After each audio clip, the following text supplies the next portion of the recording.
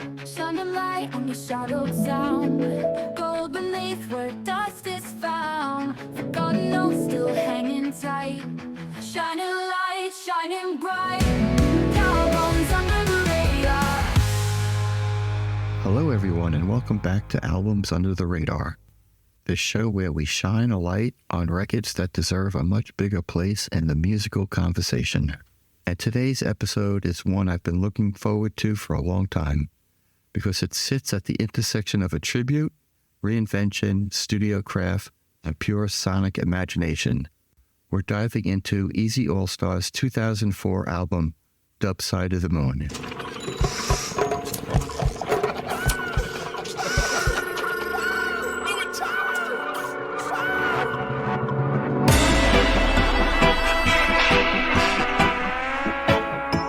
A full-length reggae and dub reinterpretation of one of the most iconic albums ever recorded, Pink Floyd's 1972 masterpiece, Dark Side of the Moon.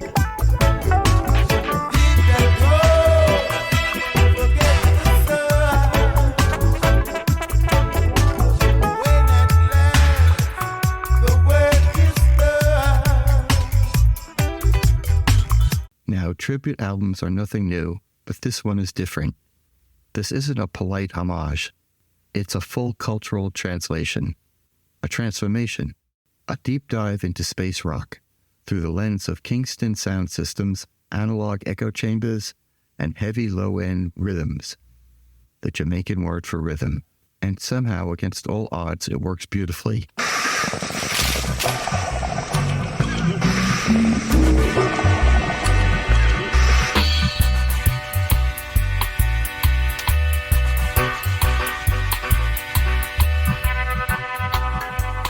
So today we'll explore the album's origin story, the collective behind the project, how it was recorded, a track-by-track breakdown, its influence and legacy, and why it still flies under the radar. Let's brighten up and step into the dub side of the moon.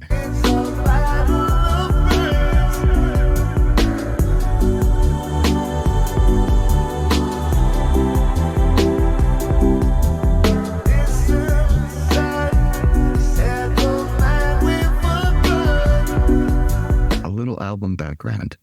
By the early 2000s, the New York-based indie reggae label Easy Star Records had built a reputation for modern dub releases and roots-inspired projects.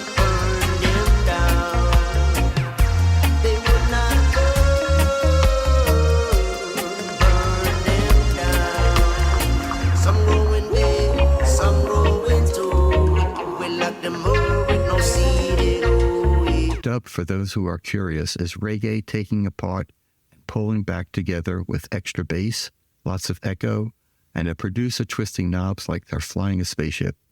The label founders, Michael Goldwasser and Eric Smith, had a wild idea. What if you recreated a classic rock album entirely in reggae and dub? Not a remix, not samples, but a full performance reinterpretation. They landed on one of the boldest choices imaginable. The Dark Side of the Moon.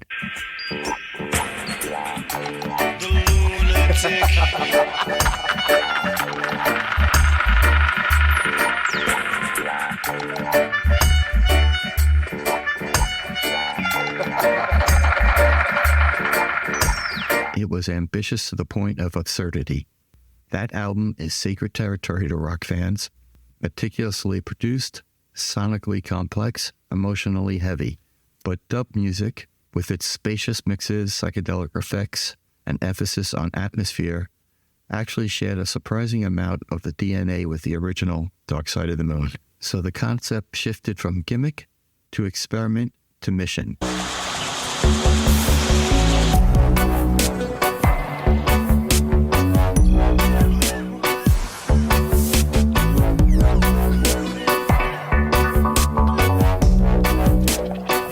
Thus, Easy Star All-Stars was assembled, not as a traditional band, but as a rotating collective of reggae musicians and vocalists. Okay, let's talk a little bit about the band member backgrounds. Easy Star All-Stars isn't a fixed lineup, it's more like a dub supergroup.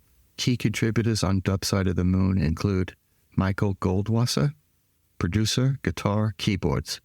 The project's sonic architect, Goldwasser handled production, arrangements, and much of the instrumental backbone. His deep knowledge of dub techniques shaped the album's immersive sound. Michael had produced albums for Toots and the Maytals,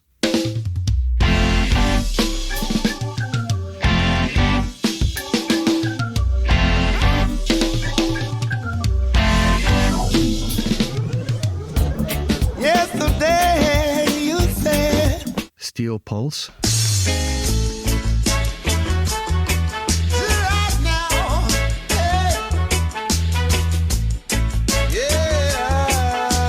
right now, every night she walks right in my dreams. and Jesse Royale.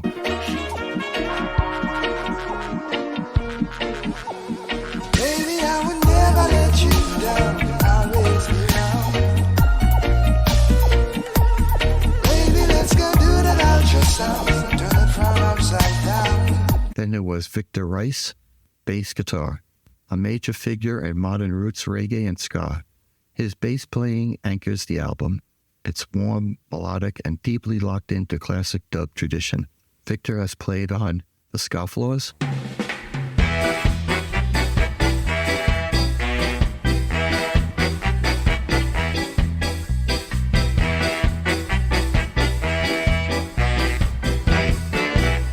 Ska Jazz Ensemble,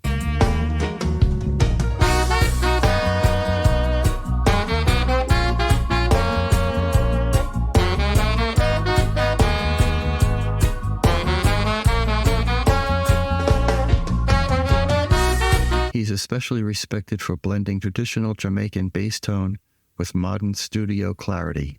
Next up, Patrick Dower, providing the heartbeat, steady, spacious, and groove-forward. Patrick has played live with the Slackers,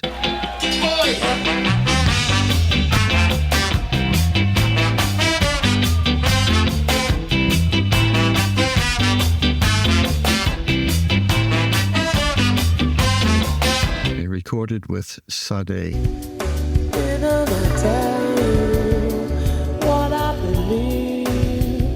Did somebody say that a love like that won't last? Didn't I give you all that I've got to? Doer's strength is session groove work, especially live rhythm tracking for dub productions. Then there's a whole host of vocalists, a whole cast of singers taking part in recording the album, including Frankie Paul, a major figure in 80s dancehall and reggae, War is in the dance, war is tonight. We say war is in the dance, war is tonight. Chicks in the corner, just a dance with my daughter. Some daughter just a broke beer fight. Sluggy Ranks, adding authentic sound system vocal flavor to the album, No, you'd meant I want you to change your intention. Whoa, whoa, and try to set up a production. Yeah. No, open your eyes to reality. Whoa, whoa. Then there's Dr. Israel. His style blends ragamuffin vocals with industrial and electronic textures.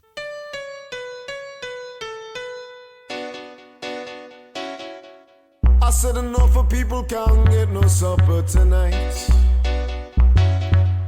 I said enough of people can't get no justice tonight. Next, Kirsty Rock, a roots and rock stylist who brought a softer melodic presence to the project. I haven't seen you in such a long time. Was I to know? The last I saw you, it was goodbye. On the cruelest day of summer. This rotating vocal approach mirrors Jamaican studio tradition, where producers match singers to the rhythms rather than maintaining a fixed band identity. Recording the album. Recording took place primarily at Easy Star Studios in New York City, but the production philosophy was rooted in 1970s Kingston studio culture. Key production elements included live rhythm tracking, analog delay and spring reverb, tape echo effects, heavy bass prominence, and dropouts and dub versions.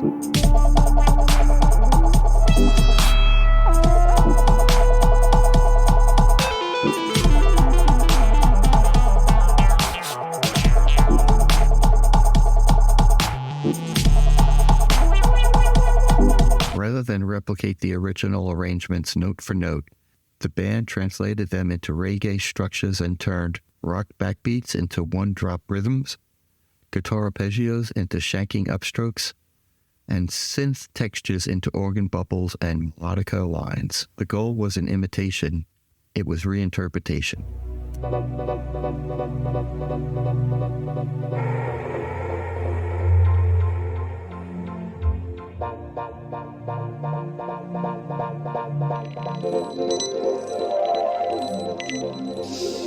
Fun fact, here's a great studio tidbit.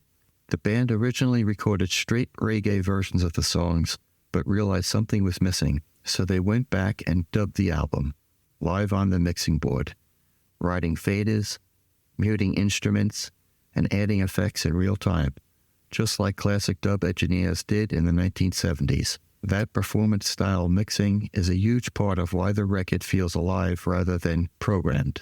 Catch up with the sun, but it's sinking. Got no time to play, got no time today. Racing around to come up behind you again. Run away like them little fools all the same. Sun is the same in the relative ways, but you're older. Producer Michael Goldwasser once summed up the philosophy perfectly. We weren't trying to parody the album. We were trying to translate it, and that translation approach is what gives the record its emotional legitimacy. Okay, let's step through the album from front to back with track-by-track analysis. First up, Speak to Me, Breathe. Heartbeat effects remained, but now pulse through deep sub-bass. Breathe slides in on a laid-back reggae groove, with airy melodica replacing the original's dreamy guitar textures.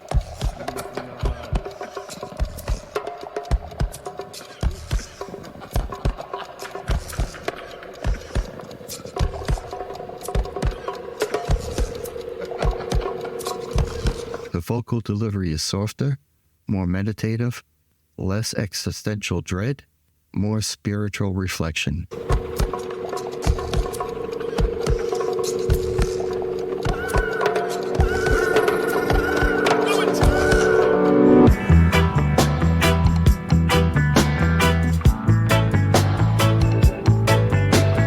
It sets the tone, familiar, yet completely reimagined. Breathe in the air. Don't be afraid to care. Leave, but don't leave me. Next, On the Run. Originally a frantic synth instrumental, here it becomes a trippy dub excursion. Echoes bounce across the stereo field, percussion drops in and out, and delays create a sense of motion without speed.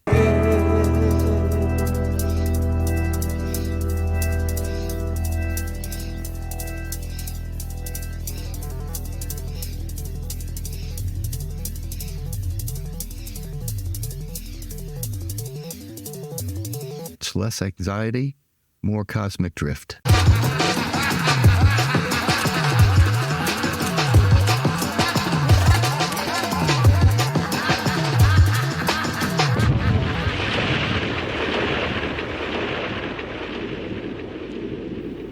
Then there's Time, one of the album's highlights. The famous clock intro remains, but melts into a heavy roots groove.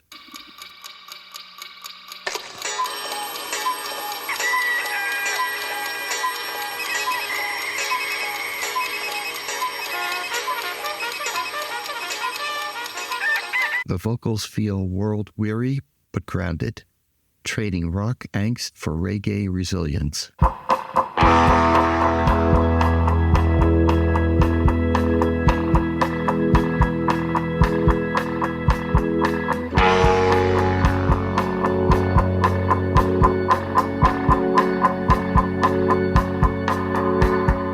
Dub breakdowns stretch the track into hypnotic territory. Time is the master, and time can be a disaster. Taking away the moments that make up a dull day. You the good brother say, ain't got a time to play. Feather and waste the hours in an offhand way. Next up, The Great Gig in the Sky. Instead of soaring operatic vocals, we get a soulful, gospel-influenced reggae interpretation.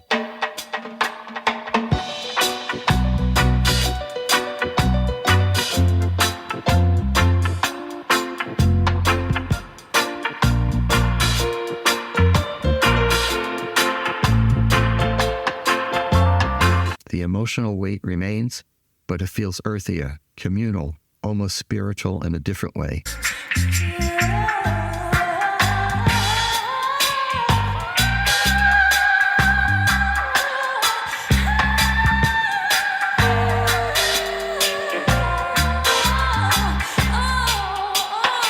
Then comes money, a natural fit for reggae. The 7/4 groove becomes a swaggering dub rhythm.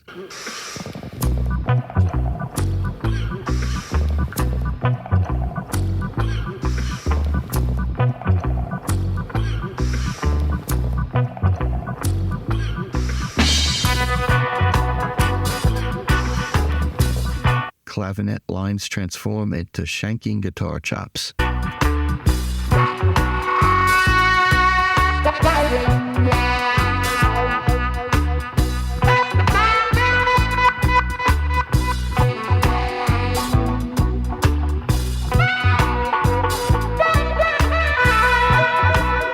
Lyrically, the critique of capitalism arguably lands even harder with reggae's social commentary tradition.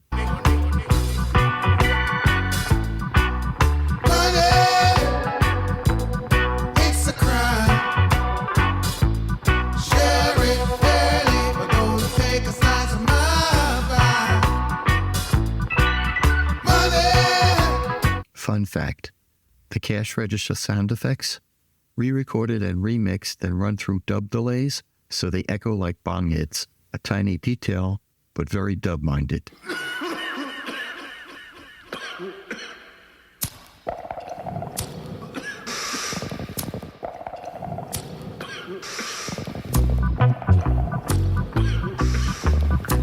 Next up, Us and Them.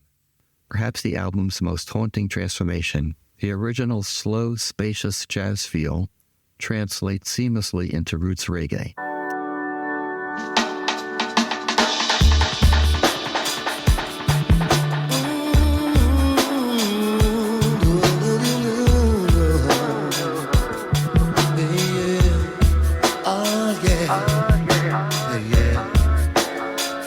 Horn lines replace sax solos, adding warmth while maintaining that melancholy feeling from the original.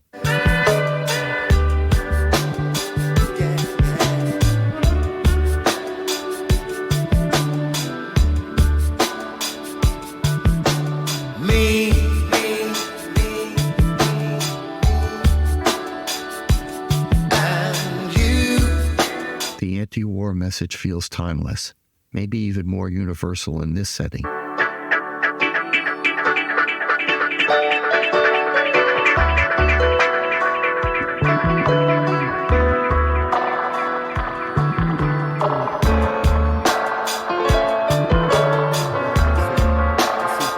Any color you like, a pure dub playground. Filters sweep, echoes spiral, instruments appear and then vanish.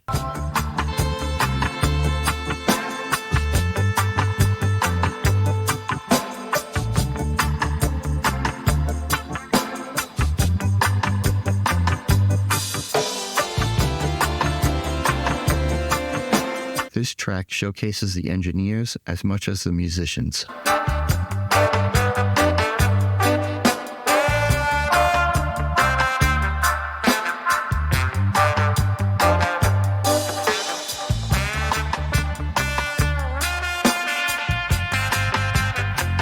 It's psychedelic, but via sound system culture instead of prog rock. Next, Brain Damage. Vocally intimate, with a slightly grittier tone than the original. The lunatic is on the grass. The lunatic is on the grass. The groove is restrained, letting the lyrics sit front and center. You raise the blade. You make the change.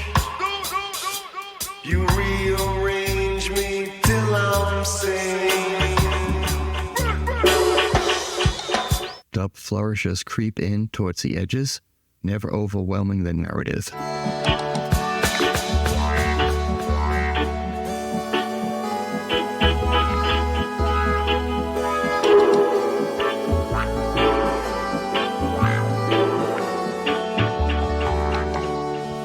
And there's the closer, Eclipse. It builds slowly, layer by layer. There is no dub side of the moon, Ray. As a matter of fact, it's hard dub.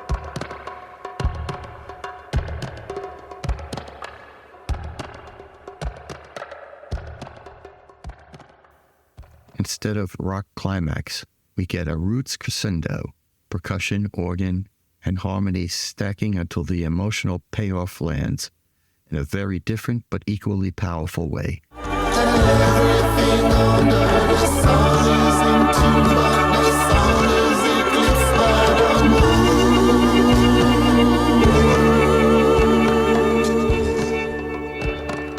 A deep exhale rather than an explosion.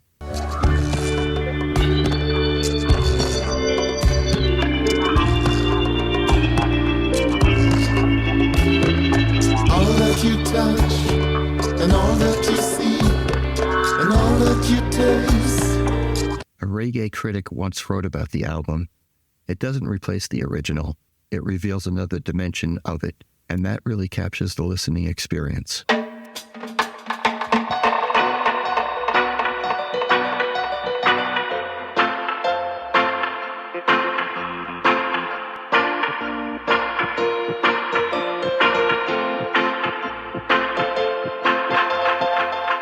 Now let's talk about the influence and its legacy. What started as a bold experiment became a sensation. The album sold steadily for years through word of mouth, became a dorm room and headphone cult favorite, and crossed genre boundaries.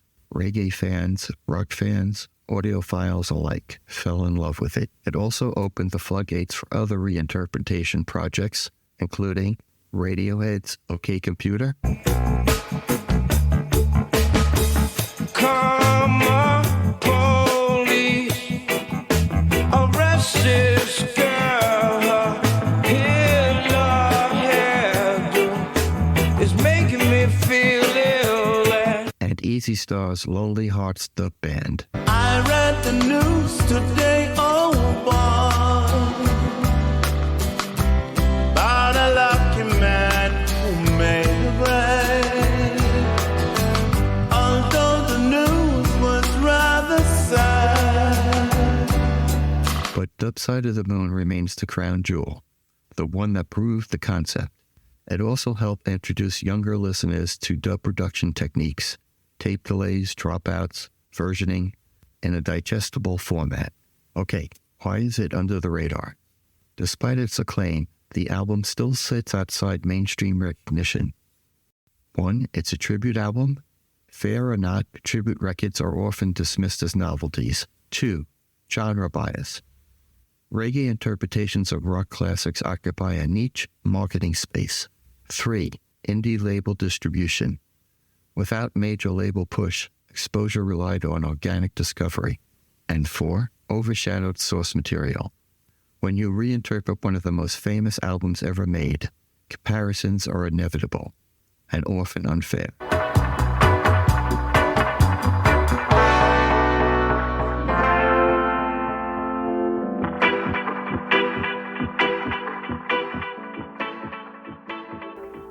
My closing thoughts. Dub Side of the Moon is more than a novelty. It's proof that great composition transcends genre.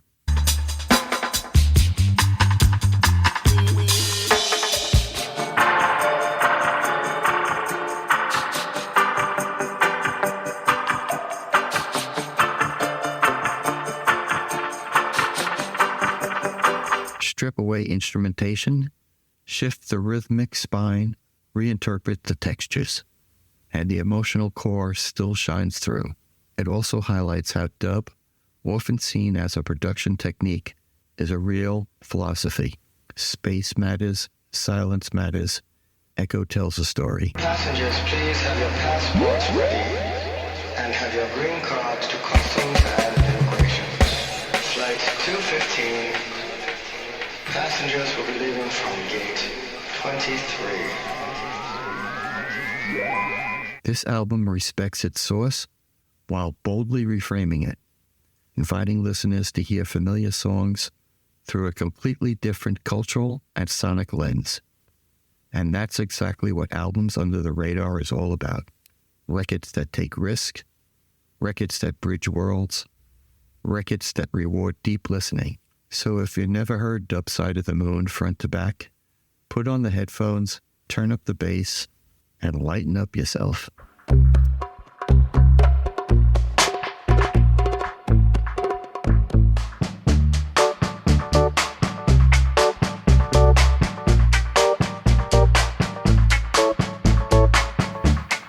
And drift into that great big echo chamber in the sky. I hope you have enjoyed the album featured on this podcast as much as I have. You could head over to the Albums Under the Radar Spotify page to listen to it. The link is in the show notes. And get ready for some exciting upcoming episodes. We'll be diving into albums under the radar from artists including Bjork, Everything's changing. He believes in beauty. He's Venus as a boy. He believes in beauty. Elliott Smith, The gentle winds in the rain, spitting his hat on a cane, stepping out. Nick Drake, Down to earth then sinks the sun, along with everything that was lost and won. When the day is done, and Jonathan Richman and the Modern Lovers, 1, 2, 3, 4, 5, 6. Run, run, run, run. Going faster miles an hour. Gonna drive faster, stop and shop.